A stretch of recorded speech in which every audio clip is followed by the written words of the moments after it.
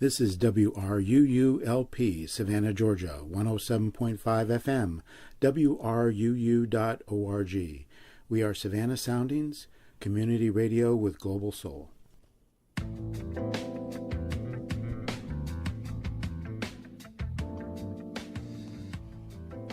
You are listening to One Human Nation with your host, Sandy Batiste. This program will be talking about race and race relations in your community and nationally. Our goal is to be open, honest, and productive.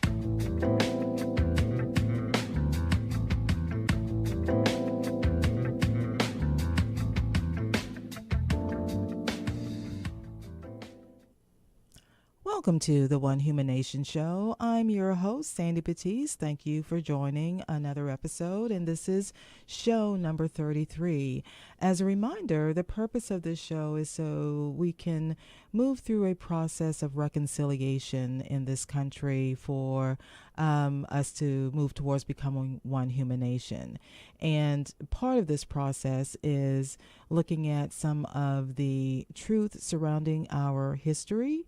We're looking at listening to stories that people are willing to share about their experiences with race and racism, and really being open. And no matter where you are in your journey, you are welcome to share your stories.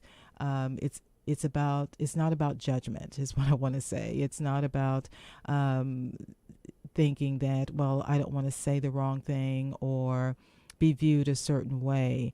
We create a safe, honest, open, and hopefully productive environment that we can all learn and grow in our journey.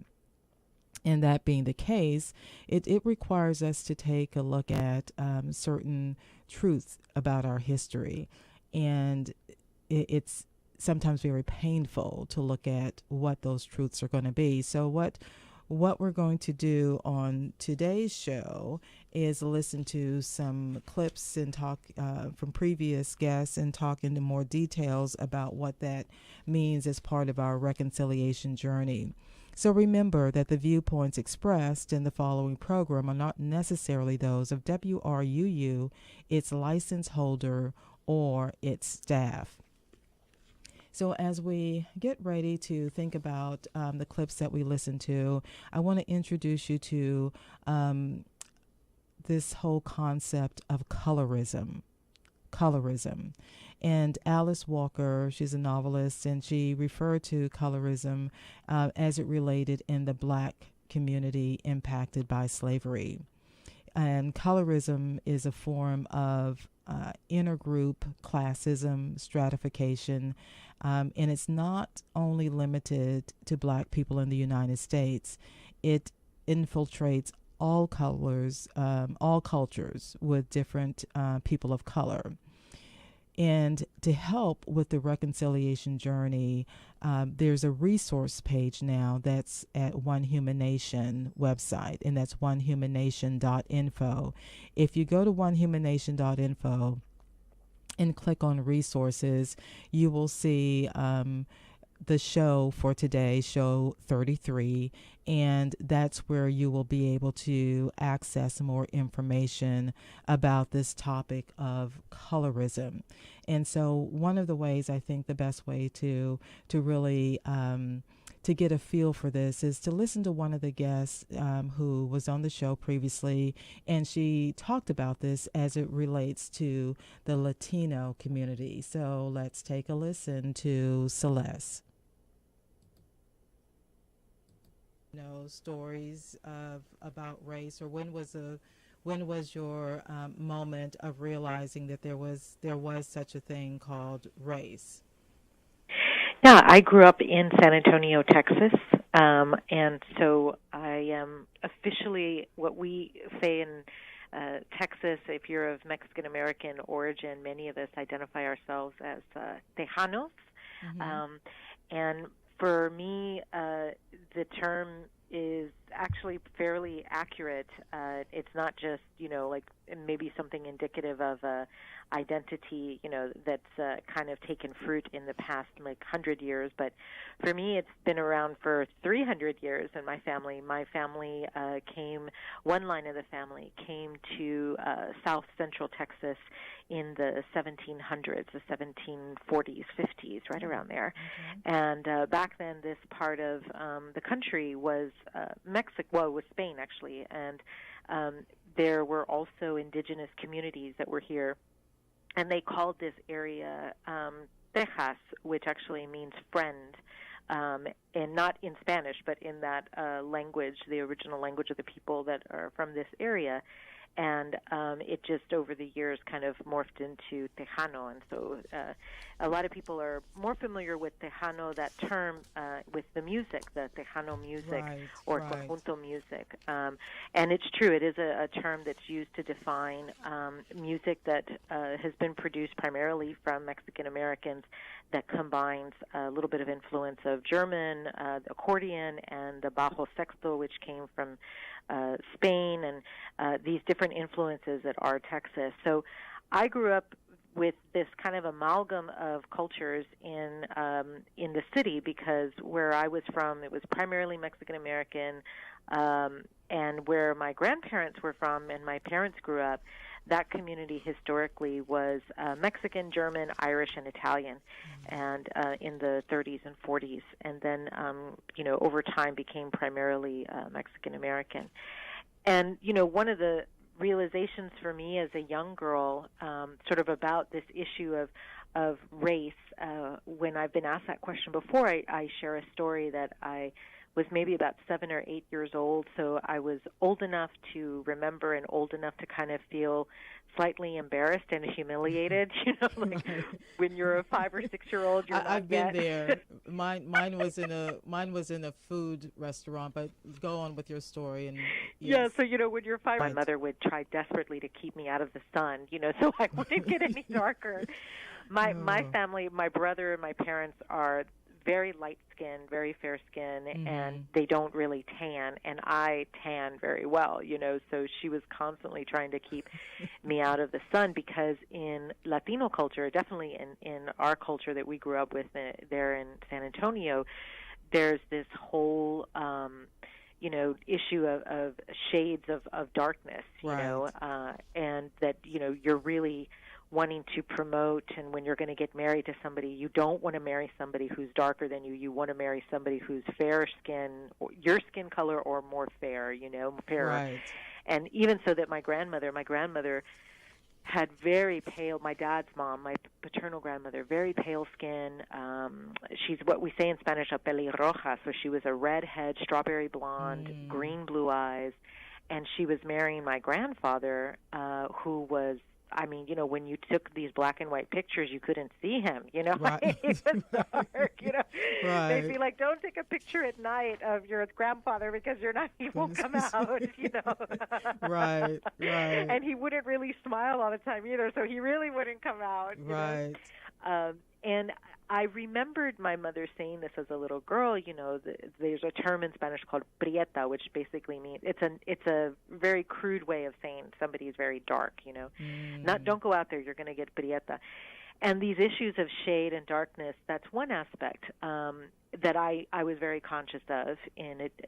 But I think I became very conscious of how, even within Latino culture, there people being, my parents sort of receiving this discrimination because of their nationality, perceived nationality or ethnicity. Right.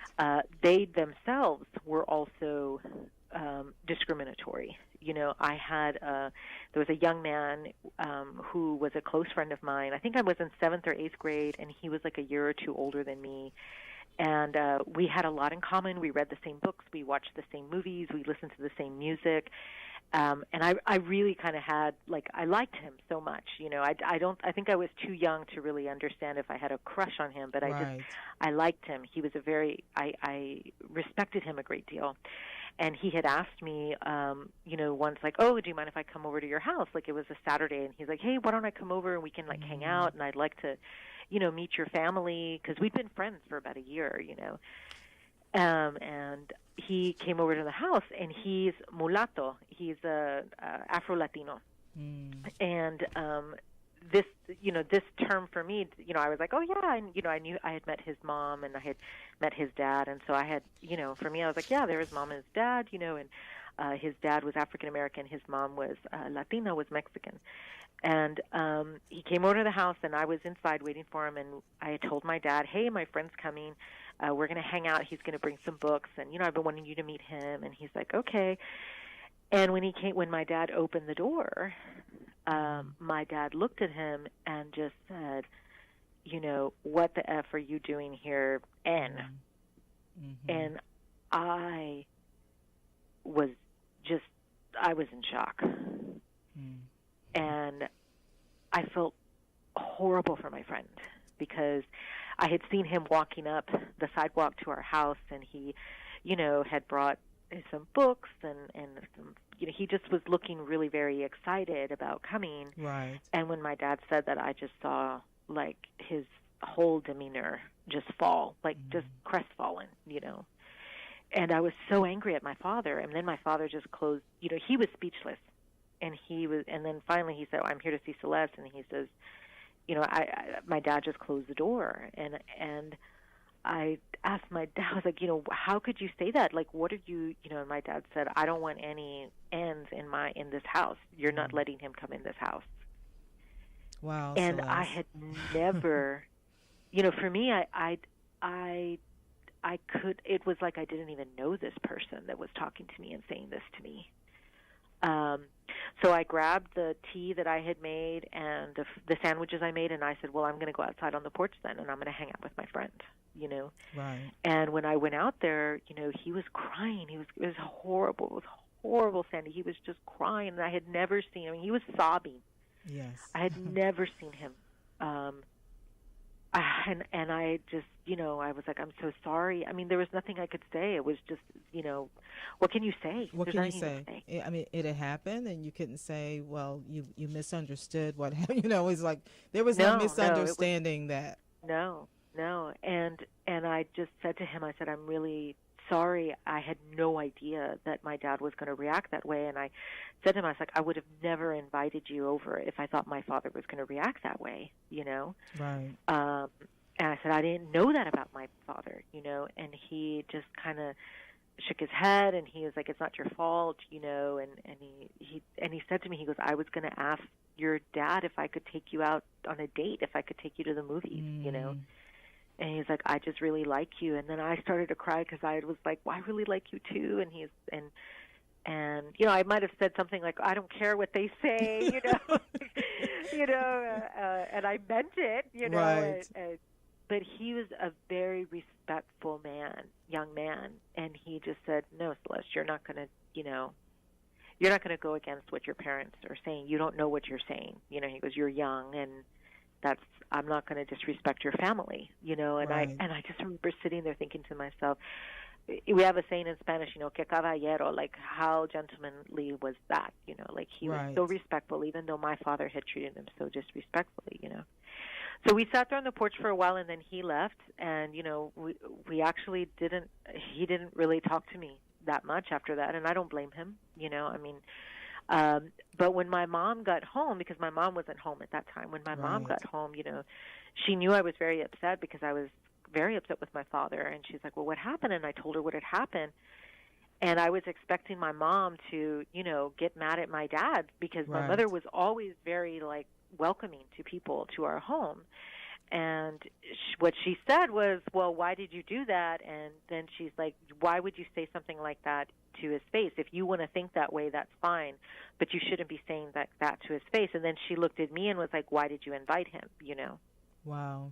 And it was that moment of, well, she's in on this too. Like, they're both, they're Right. not, they might, like, they don't get it. If they're here telling me, oh, Celeste, racism exists against us, and, what they've had to struggle with, and they're not cognizant, and they treated him that way because not just because of the color of his skin, because honestly, he was fairer than I was in the summer, Right. He was a mulatto. He was more fair skinned than me when, Right. at that moment. It had nothing to do with skin color. It just had to do with the fact that he was Afro-Latino, And that for me really changed, it changed how I saw my parents, but it also woke me up, to that. Right. These issues are layered, they're historical, and they're violent. So that was some very intense stories from Celeste, the previous guest on the show. And one of the things that I want to make sure that we clarify as part of this learning about race and racism and this caste system of colorism, realizing that colorism existed prior to the colonial infiltration into the western part of the world. So if you can do your own research, I'm just going to point out a couple of things as we continue looking at this concept of colorism. It existed pre-European in many Asian and North African countries, and it was basically this concept that if you were lighter skinned, you were more elite. It was definitely a caste system. It was associated with that if you were pale, you didn't have to work out in the fields. You weren't a peasant, which was considered to be a lower class. If you were out there working in the fields, then you were considered to be lesser than. And so what happened as this expansion happened into the western part of the world, when the Europeans started exploring and colonizing, they also brought that caste system with them, but it became even more complex for countries like the United States when this concept of race was also introduced. So it's two different things. You have the concept of race that really came much later and was created and engineered by the United States, really for purposes of making a profit. Let's be clear about that. It was the cheap labor was needed, and what's cheaper than slaves? And not only was cheap labor needed, it was you needed to be able to easily identify who was in that group for cheap labor, and the easiest way to identify was the color of the skin. So the colorism component continued within these different groups. Celeste talked about what existed in the Latina community. It's definitely this caste system definitely existed and still exists today in many of the cultures, like African American, like the Latina community, also with indigenous people, Native Americans.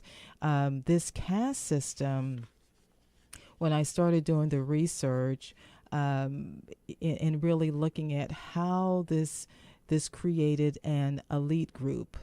In the United States, slave owners were more partial to their light-skinned slaves because they were often family members. And so these slave owners, would want to make sure that their light-skinned offspring were often the ones that were in the house, were in the big house. They weren't out in the fields. They were in the big house. Now, there's several reasons for that. It made it much easier to engage in sexual behavior, intercourse with these slave women, but it was... that's the way it was. And so you had this this caste system that existed where your darker skinned slaves were out in the field and the lighter skinned slaves, it was known within the group that these weren't, that somewhere there was mixed blood in there. And when you start looking through census tract data, you'll see that some of this was described as mulatto. And it didn't matter in the United States if you had a drop of black blood, you were considered to be, whether it was colored at the time or Negro or African American, which that term came much later. It was intended to identify, and even after slavery ended in the United States, colorism did not disappear. In Black America, it is kind of a recognized thing that those with light-skinned typically received employment opportunities that were not open to darker-skinned African Americans. And this is why when you look at many of the upper class families in a black society, they were largely light skinned.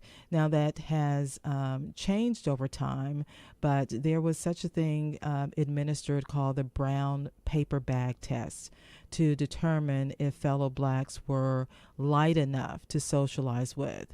And the paper bag would be held against your skin, and if you were darker than the paper bag, you weren't admitted. And it went vice versa also. If you were lighter than the paper bag, you weren't admitted into some of the groups that were focused more on the dark-skinned people. So we're going to listen to another story, and I'm going to come back and share some more information with you about how this is impacted from an economic point of view of how this has played out in building wealth in the United States, and why it's been easier for some groups to move through the system. So let's take another listen to this particular clip from a guest that was on, and hear her story about colorism. What was your environment growing up? Wow. Well, I'm originally from Pittsburgh, Pennsylvania. Okay. And so, let's see, I had an interesting situation where I started probably from about 1 until 12 living in one community. And then when I was 12 years old, our family relocated to a different community. And so, in some ways they were worlds apart. When I was younger, the community I lived in was what people identify as a mixed community. Okay. We had, African Americans and Caucasians. And in Pittsburgh, it's very ethnically segregated, I would say. There's a neighborhood known to be where the Italians lived or the Germans lived, and Jewish people. But where I lived, in a place called Wilkinsburg at the time, again, it was a mixed community. It's kind of funny because I actually did not realize one of my playmates, this guy named Robert, I didn't realize he was Caucasian. The concept, I didn't have a grasp of it at that time. And and we're playing together when I was probably before school, to about 6th grade. And so, I actually, and I'm kind of embarrassed to say this, but I thought everyone was the same, that, we all were born, let's say, white, Caucasian, and then depending on how long you stayed outside was whether or not, you had a darker complexion. Okay. So I did not realize Robert was what people were calling white or Caucasian. And this young guy, he was fair-skinned, freckles, and red hair, Sandy. So that should just give you an idea of where my little mind was. But you were in your bubble, so hey, that was your truth. So that's a story from Celeste, and it is kind of a combination of looking at, from a viewpoint of a child and not realizing the whole color concept and what that implied for race. And hopefully it starts giving you a little clarification in how we started a very early age in our identification. And taking a look at some of the statistics that I pulled, and this was in reference to colorism and how it impacts us today, because I know I know many people, it's very hard when you're going through a reconciliation process to think, why do we need to go through this, Sandy? You've had a black president, and slavery is dead. Well, here's what some research has shown of the impact of colorism in our society. So here we go. From this study, and you can actually find this on Facebook through Odyssey is the page that I was looking at. So one of the statistics is light-skinned Latinos make $5,000 more on average than dark-skinned Latinos. And this was according to a study by an author of a book called The Hidden Brain: How Our Unconscious Minds Elect Presidents, Control Markets, Wage Wars, and Save Our Lives.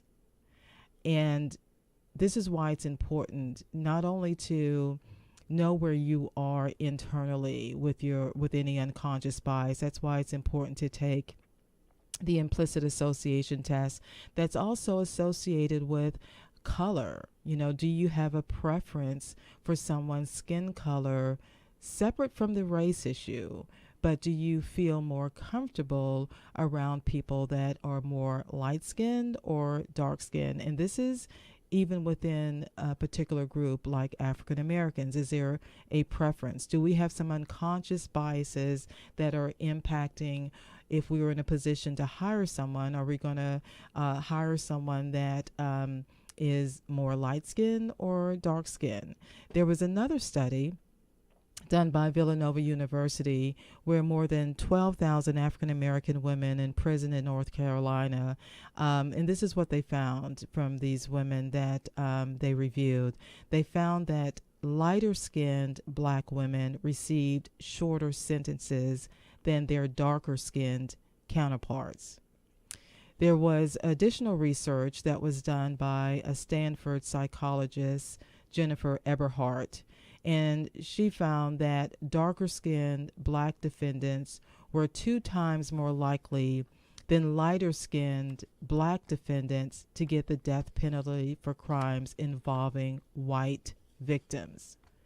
So colorism does not play well in our criminal justice system, but it's also the same thing when we start looking at how we associate beauty, the romantic side of colorism, because fair skin is often associated with beauty and status. Light-skinned black women are more likely to be cast in roles rather than darker skin. And it's very interesting when you start even looking at the cosmetic industry. And it's not going to go away because, as part of this beauty process, when we're even trying to choose cosmetics, we have to look, does this cosmetic match my skin tone? Light skin is so coveted that it's a huge part of the beauty market, because there are whitening creams that are, that continue to be sold in the United States and Asia and other nations. And I've actually posted on the One Human Nation website where you can see the difference of major celebrities of what they've gone through in this bleaching process. So another noted thing here is that in India, popular skin bleaching lines target both women and men with dark skin. Skin bleaching cosmetics have persisted for decades, and it's this kind of enduring legacy of colorism that in the Western world, in the United States, was further impacted by the discrimination that came with racism. So as we continue to talk about this whole concept of colorism, we're going to listen to some more clips, and to get a better feel for reconciliation, there's pain associated with it. There's pain associated with when we make decisions that are not the norm, and how that impacts our family relations. But before that, we're going to take a short break, and I'm going to make a couple of announcements, and we'll be back to continue to talk about this topic of colorism.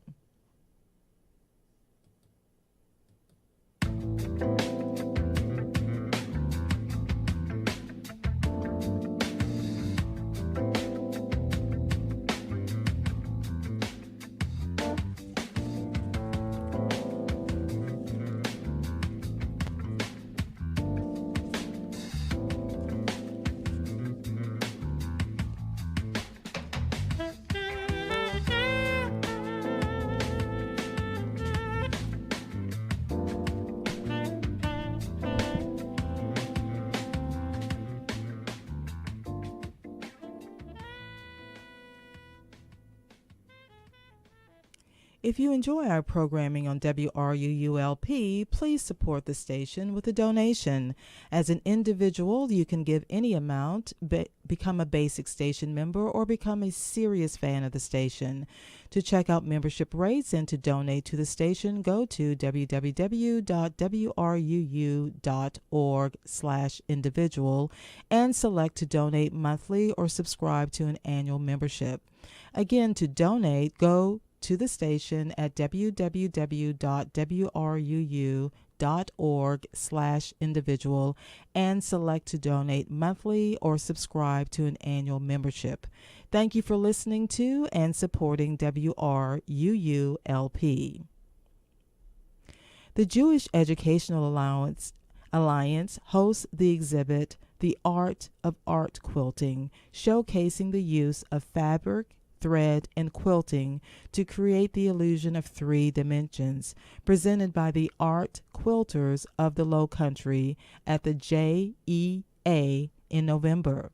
In December, the JEA hosts an exhibit of sculpture and painting by Bob Friedman. The artwork will be on display at the JEA at 5111 Abercorn Street in Savannah. And that's at the Jewish Educational Alliance. For more information, call 355-8111 or go to savannahjea.org. You are listening to WRUULP Savannah, Georgia, 107.5 FM, WRUU.org. We are Savannah Soundings, community radio with global soul.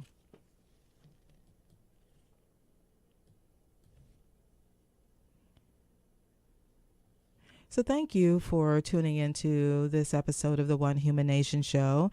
And the purpose of the show is to talk about topics that we need to dig into to really get to through the reconciliation process that needs to happen in order for us to get to social and economic justice.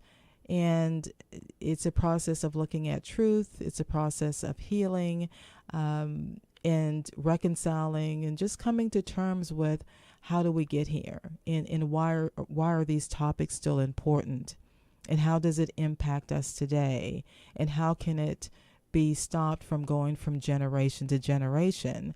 And maybe it can't be totally resolved in our generation or in some of the future generations, but I think the key is for the awareness, to be awake, to be aware, and not to be in a vacuum, that thinking that racism, colorism does not have an impact on how we are as a nation, because our goal hopefully should be that we should be one human nation. We are the United States of America, and that's what we should be, as the United States of America. But in order to understand where we are in this journey, we have to listen to some stories that people have gone through as they've experienced racism. And it doesn't matter which side of the fence you're on, whether you are a person of color or whether you are a white person. At some point in time, hopefully we all wake up to how the impact of racism impacts our world, not to develop a defeated attitude, but really to understand how to be awake and aware. So let's listen to another story from a previous guest, and she talks about, the pain of what it was like when she crossed the color line in her teens, and her dating process of dating someone that was African American when she is someone that's white. So toward the end of the summer, the classic anonymous letter arrived to my mother, telling me that I was sneaking out in the evenings to meet with him, and she hit the roof, my brothers hit the roof. I was called a whore. I was told that my mother wasn't going to win the school board election that fall because of me. She did, though. In spite of all my evil ways. Well, then school started that fall, and that's when it really started to hit me. Kids wouldn't sit next to me, wouldn't talk to me, insulted me out in the hallway. I was so afraid. I was afraid to go to the cafeteria for lunch because it would have just been me and them, and I couldn't fit. I was too scared, so I hid out during lunch hour. It could have been a lot worse, but, I was a really shy kid, and I didn't have much self-esteem, and I didn't expect any of this at all, so I was really overwhelmed by it. And, of course, I didn't have any support from my family, so it really hurt. So that was Mary sharing her story about the pain of part of this journey into what she needed to reconcile and continue to reconcile as her journey into discovering more about herself and reconciling where she is in her journey, reconciling with family members, and being strong enough and fearless enough to continue on that journey. So let's continue on listening to another part of Mary's story.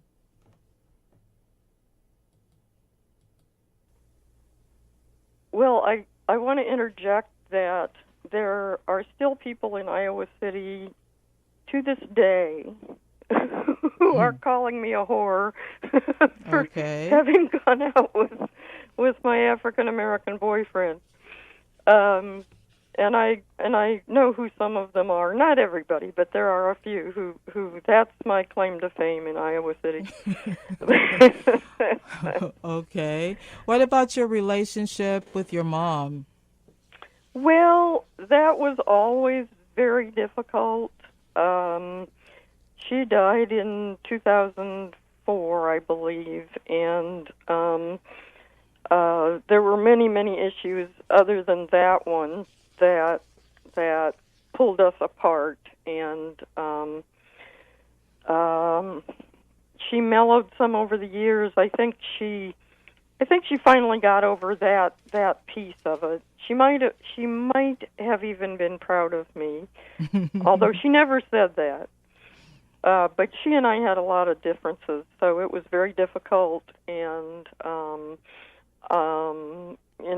in the last few years of her life, I assisted her and just accepted her as she was, despite her difficulties, and so okay. that question's a little hard to answer. I know. I totally get it. Yeah. So what about today? Because I know one of your experiences, you did go through the One Human Race workshops. Uh-huh. And so do you want to share with the listeners what that experience did for you as part of your journey? Well, it was wonderful. I've grown up with a lot of skepticism, to put it nicely, toward white people. A lot of anger at their lack of empathy.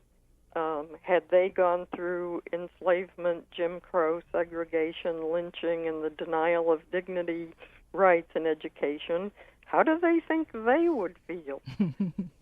I mean, duh. So I've found it difficult associating with white people, and I'm initially suspicious of them, and I'm very careful about who my close white friends are. So that's a story from Mary sharing, and this is really focusing on the impact that racism had in her life and continues to have in her life, to the point that she's very distrustful of her own group of people. And so as you listen to the show, you can tell that I'm switching back between stories talking about colorism and talking about racism. Colorism and racism, they're not the same thing, but it's so complex because they're so intertwined in our society that we really need to be aware and awake of what that means. And it is definitely, when you think of the iceberg picture that we talk about, above the line, the watermark, where you see the tip of the iceberg, there's certain external things you observe. And when we talk about colorism, the external things that you observe is the color of someone's skin. If you are even African American, if you're Latino, you're identifying some things about the color of someone's skin, as well as indigenous people do the same thing. Native Americans, from what I've researched, do the same thing. And there's a judgment made within that group that this person is light-skinned, darker skinned, what that means to them. Then it goes below the iceberg. It goes below the watermark, and that's where all of the unconscious bias comes in, things that we may not realize. For people of color, and I will speak for myself, I may be more comfortable with someone that is a darker skinned African American, just because that's what I was used to growing up. Well, my world is a little bit different because I grew up in a household where my mom was light skinned, very light skinned, with hazel green eyes, and my dad was darker skinned. Well, it was obvious somewhere in my mom's history, which I think it was her great grandfather was white. And it was in a small town in Georgia, and he actually married his black wife, and so it was consensual, but it was there is definitely her side of the family that's very light skinned, and my skin color is a mixture of both. So it's the brown it's not a deep chocolate, and it's not light skin. So I really some of my bias that and this is about telling your truth. Some of my bias was towards light skinned males. Really, that was not a preference for me in my dating preference. I preferred to date someone that was darker skinned because my dad was darker skinned, and he was my my benchmark of, okay, this is going to be a hardworking person. This is going to be a person that is going to be able to take care of me. This is not going to be someone that's light skinned, that doesn't want to do hard labor, that, is going to be, more problematic for a relationship. That was just me. Now, someone else, in telling their story as an African American, their experience may be different, or they may not have a preference at all, or they may not even have thought about it.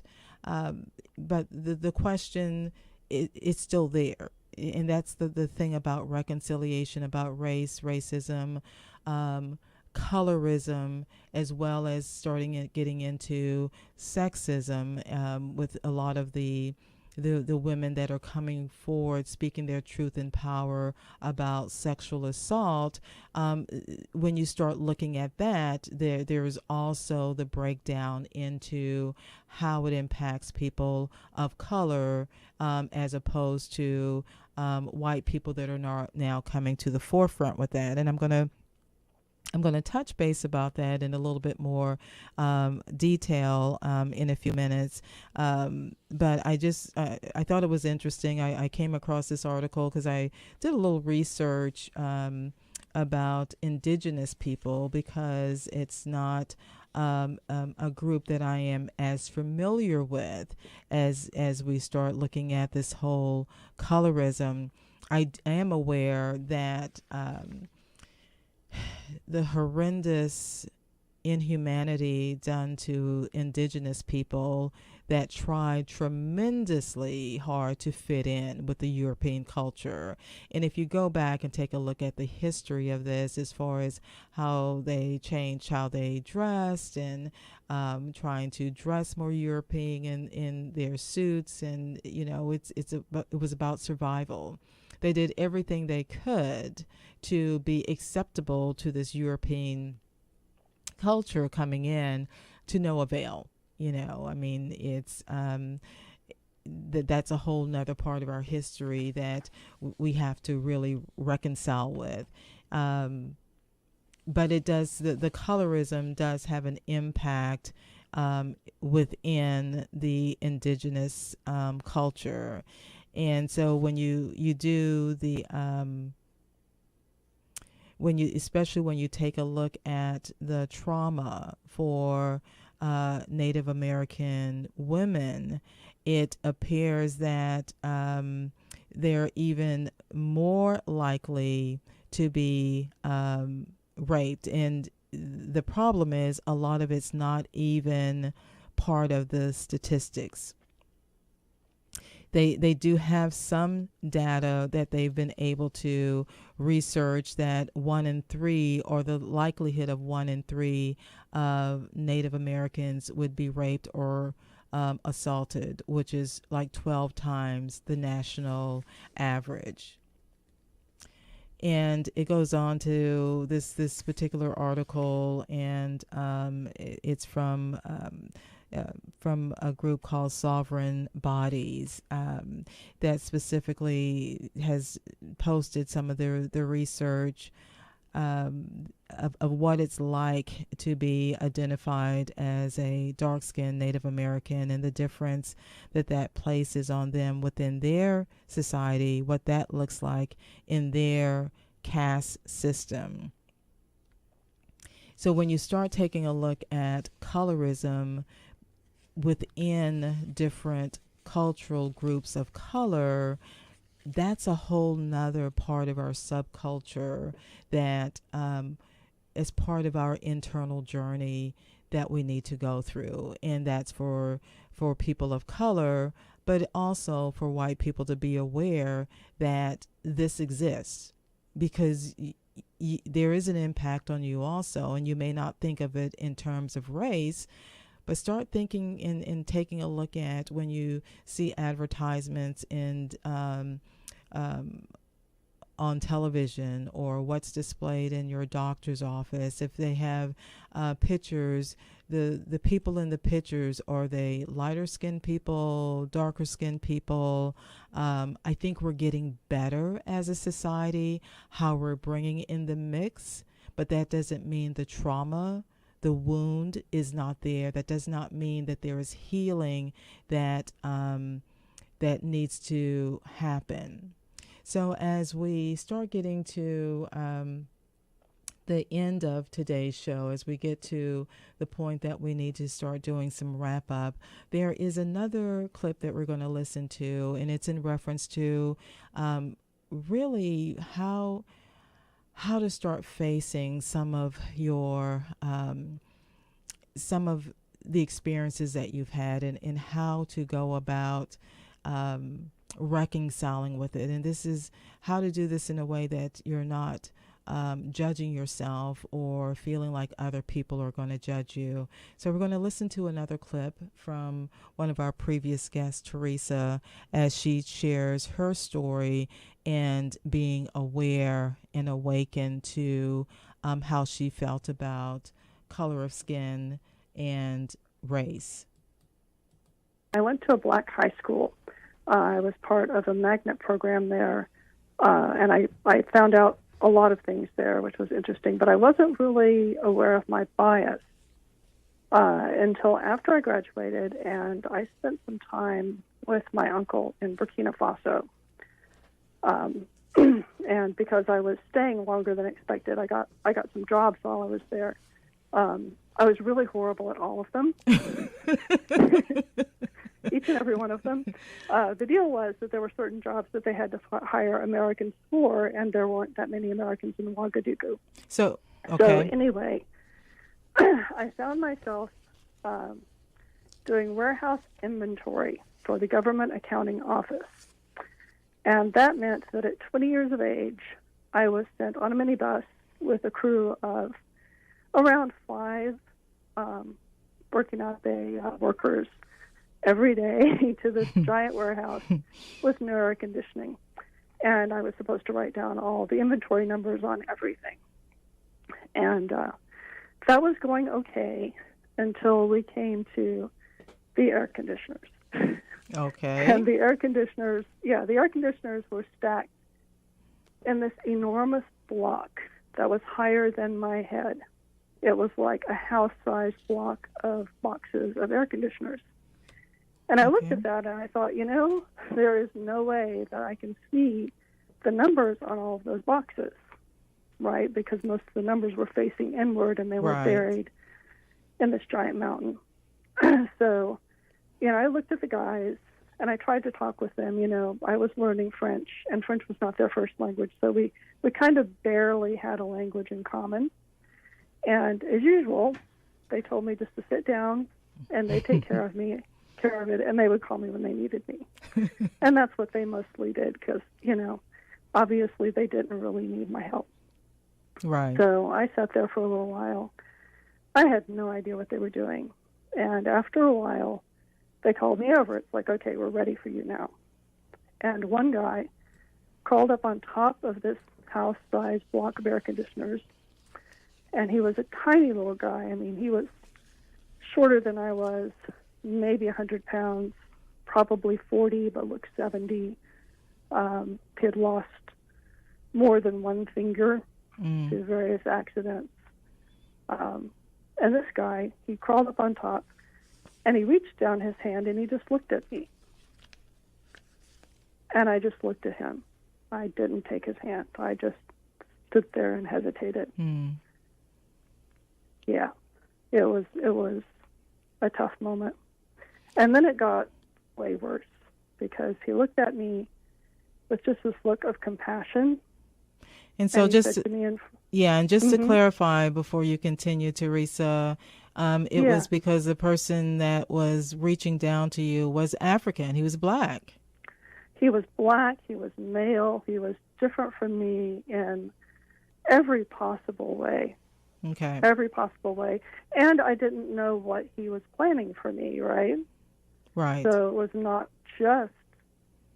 just touching someone who was so different, it was also trusting myself to that person. Right. You know, trusting that you know what you're doing, and I'm going to go with whatever you have in mind. So there I was in my hesitation, and he looked with great compassion, and he said in French, he said, "I'm sorry, but if you want to come up, you're going to have to touch my hands." Mm. Yeah, and I am sure, just because I know you've told this story before, I know it's emotional for you to tell that story, Teresa, because it is that I mean, that's truly tension. That's truly that moment of, there's no way that you can fake it, that there was some other intention involved, because there you are there. And, and I always say it's such a good thing that I didn't know more French and that we weren't doing this in English, because if I were, I would have gone into my white person explanation and denial, right? Right. And I would have explained to him all about how that wasn't what it was about, blah, blah, blah. Luckily, I didn't have the language skills to do that, so I just took his hands. Right. And he pulled me up on top of the refrigerators, and it turned out, the air conditioners, and it turned out that they had rearranged them in such a way that there were sort of wells down, like air shafts in between. Right. Them. And so for the rest of that afternoon, they lowered me down into those shafts with my clipboard and my flashlight, and I copied down numbers. Yeah. But I do know that after that, the mood between me and these guys was different. So describe how it was different. Different bad or different good? No, different good. Different good. It was as though, because I was willing eventually to take his hand, and because I was willing to trust them. Right. They seemed to accept me more. There was more laughter. We had a better time on the job. So that was a story from one of our guests, and one of the things that speak to me when I listen to that story is the fear that's also involved when you're interacting with a different culture.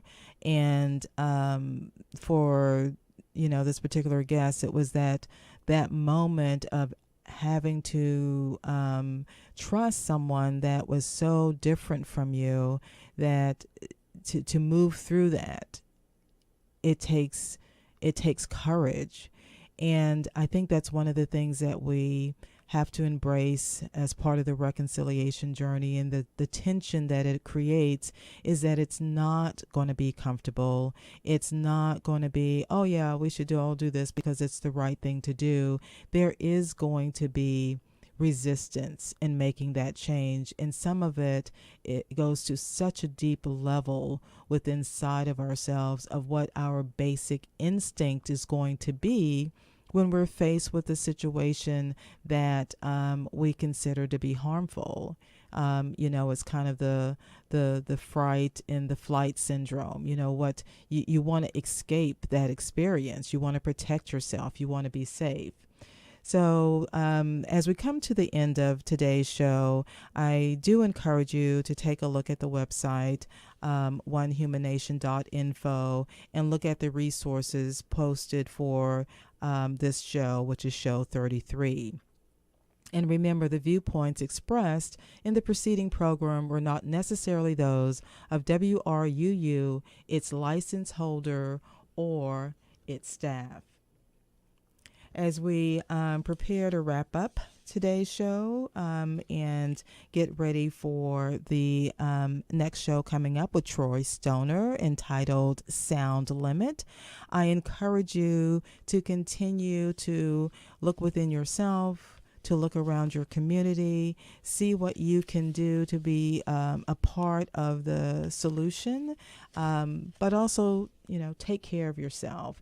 And until the next time, let's let the reconciliation journey continue, and I'll see you next week on the One Human Nation show.